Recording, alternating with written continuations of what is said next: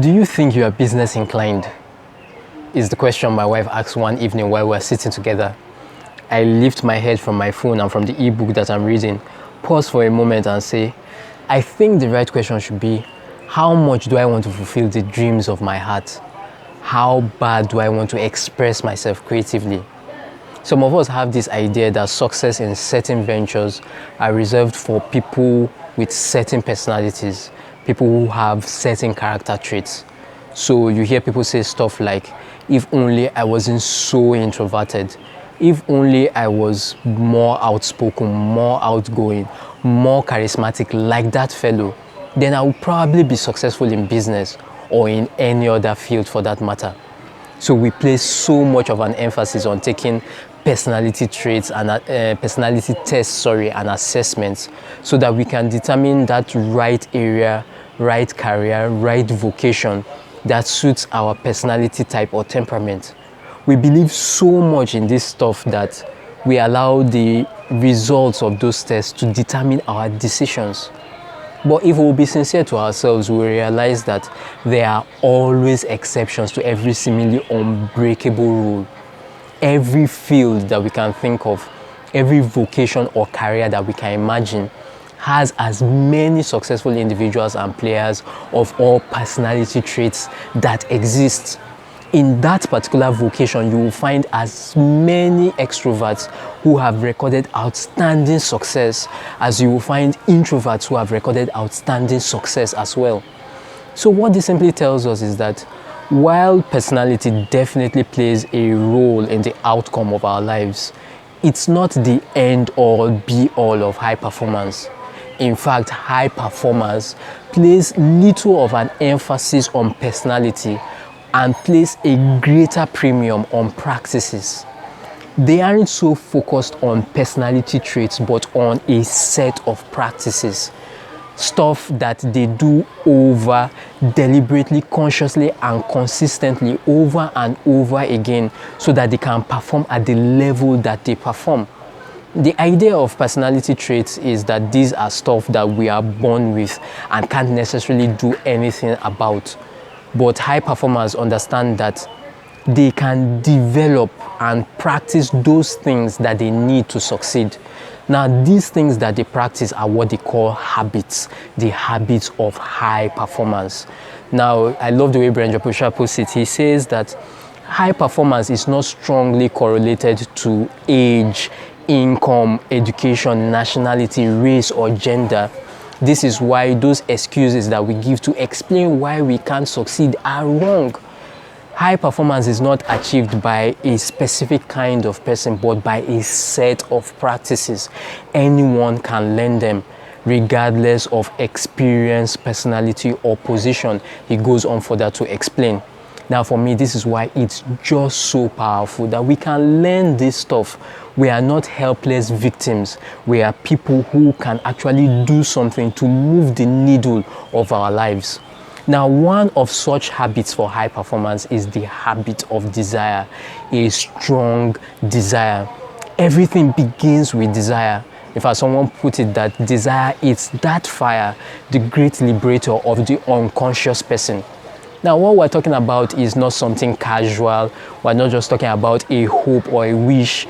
We're talking about something that is keen and pulsating, that transcends everything else. You've got to be hungry, is the way Les Brown puts it. He calls it hungry, and he says it with such passion and zeal. Now, the beautiful thing about hunger is that hunger is proof of the existence of food. Thirst is proof of the existence of water. A strong desire is proof of the existence of that thing. And like a heat-seeking missile, the explosion of high performance happens as we keep taking a step towards those things that we desire. Now, I want to leave you with two big ideas concerning desire. Number one is, what do you desire? That's the starting point. That's where it begins. Now, someone will say, duh, that's a no-brainer. But as simple as that question may seem, the truth and the reality is that many people can't answer it. But for us as high performers, what we need to focus on as it relates to that question of what to desire is these three things. Number one is our creative expression. Number two is our contribution. And number three is our connections. Scripture records that in the beginning, God created the heavens and the earth. Now, what this simply means is that God is a creator. And if we are created in the image and the likeness of God, this simply tells us that there is that innate desire, there is that innate, that longing within us to create as well. Now, we're not talking about just some assigned tasks from the office or your monthly goal or target that was handed down to you by your team leader or your boss. We're talking about you yourself. What do you want to create? How are you expressing yourself creatively? What are you doing to do the creative best that you can with your own life? The number two area to answer that question of what to desire is the area of our contribution. What do you want to contribute to your world? How do you want to serve your generation? Who do you want to serve with your gifts and your talents? And then beyond your gifts and your talents, what kind of problems do you want to solve in the world? That's what our contributions are all about. And then the third area is in the area of our connections.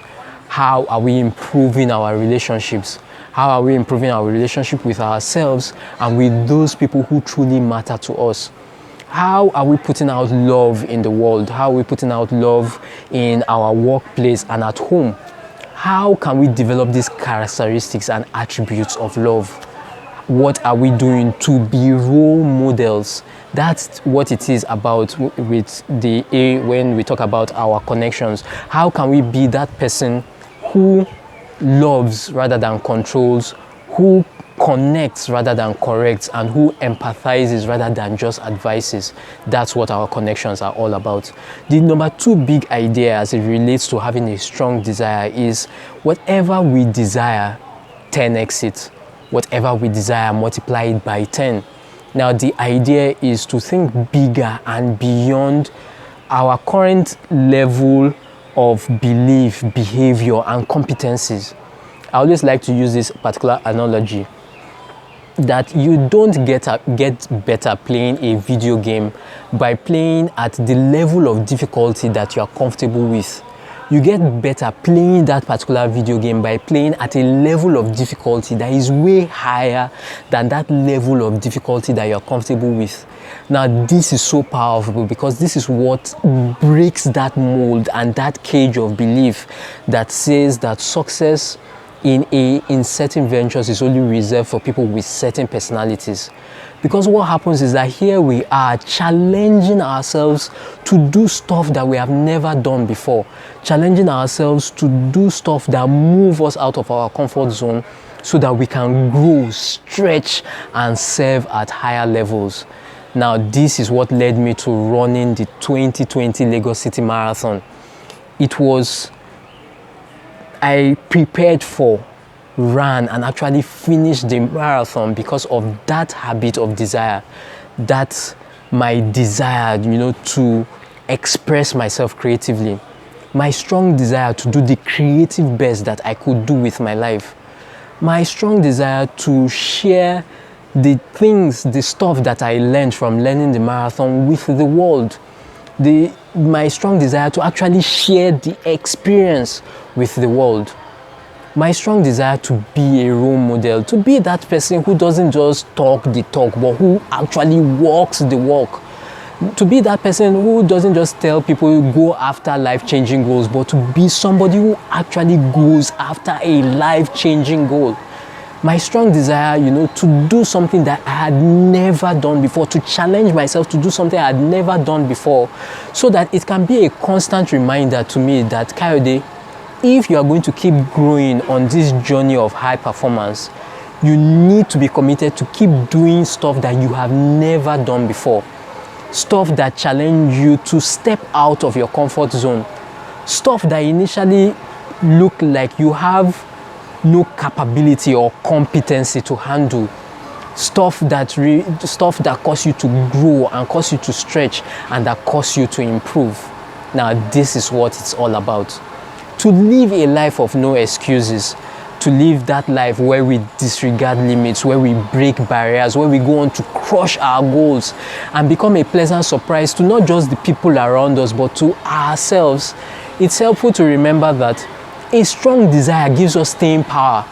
It's what causes us to wake up every morning, to pick ourselves up again and start again after disappointment. It's helpful to remember that a strong desire is key to doing anything beyond the ordinary. You deserve something extraordinary in your life, but first, you have to want it.